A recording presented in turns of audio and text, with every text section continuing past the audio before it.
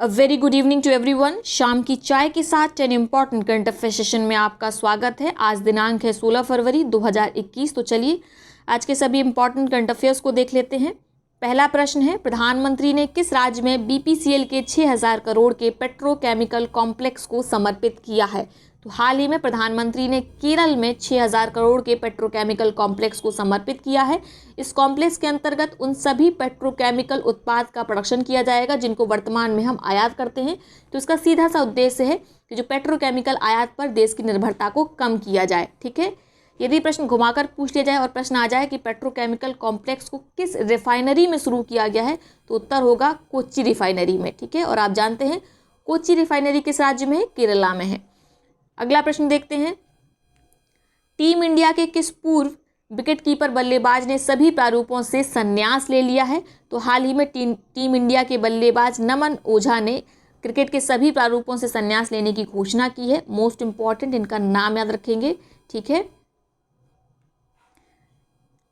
अगला प्रश्न है, ग्रैंड एनीकट नहर प्रणाली जो हाल ही में खबरों में थी, किस राज्य में स्थित है?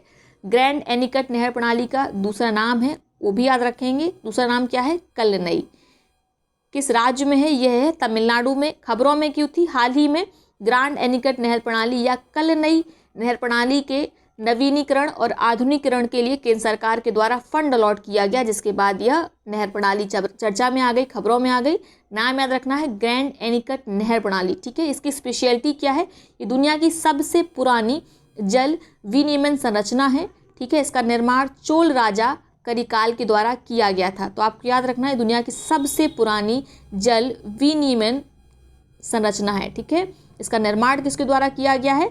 चोल शासक करिकाल के द्वारा।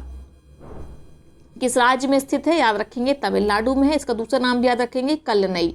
मोस्ट इंपॉर्टेंट है, आगामी किसी न किसी परीक्षा में यह प्रश्न आपको देखने को मिल जाएगा। अगला प्रश्न है, अमेरिकी राष्ट्रपति जो बाइडेन ने भारतीय मूल की किस महिला को श्रम और श्रमिकों के लिए घरेलू सहायक परिषद में विशेष सहायक नामित किया है? मोस्ट इंपॉर्टेंट, आपको बताना है किसे विशेष सहायक नामित किया गया है। उत्तर होगा प्रणीता गुप्ता। प्रणीता गुप्ता को श्रम और श्रमिकों के लिए घरेलू सहायक परिषद में विशेष सहायक नामित किया गया है अमेरिकी राष्ट्रपति जो बाइडेन के द्वारा। क्योंकि भारतीय मूल की है, इसीलिए इनका नाम याद रखना आवश्यक हो जाता है। तो इनका नाम याद रखेंगे। ठीक है, इसके साथ ही आप याद रख सकते हैं, हाल में ही अमेरिका के जो राष्ट्रपति हैं जो बाइडेन, उन्होंने अपने वर्किंग ग्रुप में कई भारतीय मूल के स्त्री और पुरुष को शामिल किया है।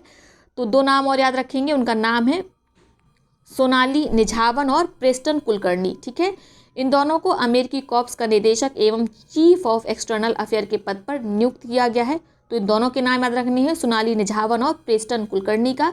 साथ में आप प्रणीता गुप्ता का नाम तो याद रखेंगे ही, जिन्हें विशेष सहायक नामित किया गया है श्रम और श्रमिकों के लिए घरेलू सहायक परिषद में। अगला प्रश्न है, भारतीय कुश्ती महासंघ ने हाल ही में किन दो पहलवानों को वार्षिक अनुबंध से बाहर कर दिया है? तो सुशील कुमार और साक्षी मलिक को वार्षिक अनुबंध से भारतीय कुश्ती महासंघ ने बाहर कर दिया है। 1 वर्ष का अनुबंध होता है, इसके अंतर्गत वार्षिक वित्तीय सहायता मिलती है 30 लाख रुपए की, ताकि जो उनकी तैयारी है वो अच्छे से चल सके सुचारू रूप से। और 2 नए लोगों से अनुबंध किया गया है इस वर्ष, उनका नाम है अंशु मलिक और सोनम मलिक। तो नाम याद रखेंगे, अंशु मलिक और सोनम मलिक का, साथ में सुशील कुमार और साक्षी मलिक का। इनको अनुबंध से बाहर किया गया है। और अनुबंध किनके साथ किया गया है वर्तमान में? अंशु मलिक और सोनम मलिक के साथ। ठीक है, अगला प्रश्न है, भारतीय मूल की किस महिला ने संयुक्त राष्ट्र महासचिव पद पर दावेदारी पेश की है? मोस्ट इंपॉर्टेंट है, ये भी प्रश्न आपको आगामी किसी न किसी परीक्षा में देखने को मिल जाएगा। उनका नाम है आकांक्षा अरोड़ा। ये पहले से संयुक्त राष्ट्र में किसी पद पर कार्य करती हैं और उन्होंने महासचिव के पद पर दावेदारी पेश की है। मोस्ट इंपॉर्टेंट, याद रखेंगे। हाल ही में समाचारों में देखे गए किस देश ने बीबीसी वर्ल्ड न्यूज़ पर प्रतिबंध लगा दिया है? तो हाल ही में प्रतिबंध लगाया है बीबीसी वर्ल्ड न्यूज़ पर चीन ने।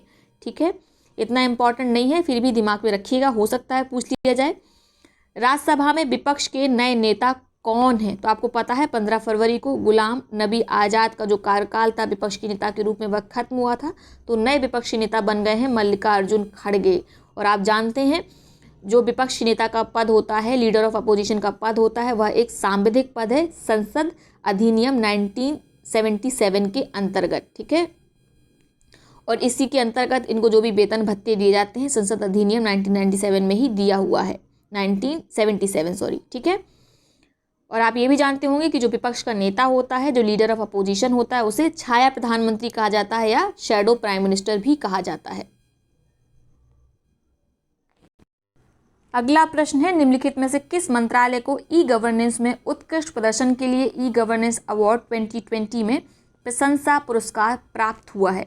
तो जनजातीय मामलों के मंत्रालय को मिला है एप्रिसिएशन अवार्ड उत्कृष्ट प्रदर्शन के लिए, किसमें? ई गवर्नेंस में, ठीक है। मोस्ट इंपॉर्टेंट, इसको भी याद रखेंगे। साथ में आपको पता होगा कि अभी जनवरी 2021 में ही जनजातीय मामलों के मंत्रालय को स्कॉच अवार्ड से भी सम्मानित किया गया था, तो ये भी याद रखेंगे, ठीक है। तो ये हैं आज के सभी इंपॉर्टेंट करंट अफेयर्स। अब देख लेते हैं वो प्रश्न जिनका जवाब आपको कमेंट बॉक्स में देना है। कि जो प्रश्न पूछे गए हैं उनको एक ही कमेंट में लिखिएगा ताकि आपके कमेंट को पिन किया जा सके। तो सबसे पहले सही सटीक जवाब देगा उसके नाम को अगले वीडियो में लिया जाएगा। पहला प्रश्न है, T20 क्रिकेट में कौन सी टीम 100 अंतर्राष्ट्रीय मैच जीतने वाली पहली टीम बन गई है? आपके विकल्प है पाकिस्तान, साउथ अफ्रीका, भारत या इनमें से कोई नहीं। दूसरा प्रश्न है जिसका जवाब आपको कमेंट बॉक्स में देना है, turn around India 2020 surmounting past legacy नामक पुस्तक के लेखक कौन है? आर.बी. गुप्ता, जोएल ओराम, दोनों या इनमें से कोई नहीं। साथ में आप बताएंगे कि जो पुस्तक है turn around India 2020 surmounting past legacy, इसका जो विमोचन है वो किसके द्वारा किया गया, ठीक है। ये भी इंपॉर्टेंट है, ये ज़्यादा पूछने के चांसेस हैं कि विमोचन किसके द्वारा किया गया। और ये आप जानते हैं किताब किस पर आधारित है? इकोनॉमिक अवेयरनेस पर आधारित है। तो आप दोनों प्रश्नों के उत्तर एक ही कमेंट बॉक्स में लिखिएगा ताकि आपके कमेंट को पिन किया जा सके। अब देख लेते हैं पिछले प्रश्न जिनका जवाब सबसे पहले सुधीर कटियार जी ने दिया था, उनके कमेंट को पिन कर दिया गया है। जितने लोग भी वीडियो देखते हैं कम से कम आंसर लिखा करिए। अगर आप एक बार कमेंट कर देते हैं तो वो उत्तर आपको हमेशा के लिए याद हो जाता है। पिछला पहला प्रश्न था, केंद्र सरकार ने पारिवारिक पेंशन में दूरगामी सुधार के तहत ऊपरी सीमा को 45,000 रुपये से बढ़ाकर कितना कर दिया है? तो उत्तर है 1,25,000 प्रतिमाह। मोस्ट इंपॉर्टेंट, इसको याद रखेंगे, ठीक है। दूसरा प्रश्न था, 13 फरवरी को देश भर में किस दिवस के रूप में मनाया जा रहा है? देश भर में से मनाया जाता है राष्ट्रीय महिला दिवस के रूप में, साथ में विश्व में से मनाया जाता है विश्व रेडियो दिवस के रूप में। क्लियर? साथ में आपको बता दें, यदि आपने अभी तक टेलीग्राम चैनल को नहीं ज्वाइन किया है तो टेलीग्राम चैनल का लिंक डिस्क्रिप्शन बॉक्स में दिया है, उसको ज्वाइन कर लीजिए। वहाँ पर डेली बेसिस पर क्विज कराई जाती है जीएस और करंट अफेयर्स की। साथ में आप जानते हैं 21 तारीख को फ्री पीसीएस का टेस्ट भी है, तो ज़्यादा से ज़्यादा लोगों को इस टेस्ट का लाभ मिले, आप ये बात लोगों को बताइए। साथ में टेलीग्राम का लिंक उन्हें फॉरवर्ड करिए, चैनल का नाम फॉरवर्ड करिए, इससे ज़्यादा से ज़्यादा लोग पीसीएस प्री टेस्ट से लाभान्वित होंगे। तो चलिए, आज का वीडियो अगर आपको पसंद आया है तो वीडियो को लाइक करिएगा, साथ ही अपने मित्र सहपाठियों के साथ इसे शेयर अवश्य करिएगा। बहुत बहुत धन्यवाद।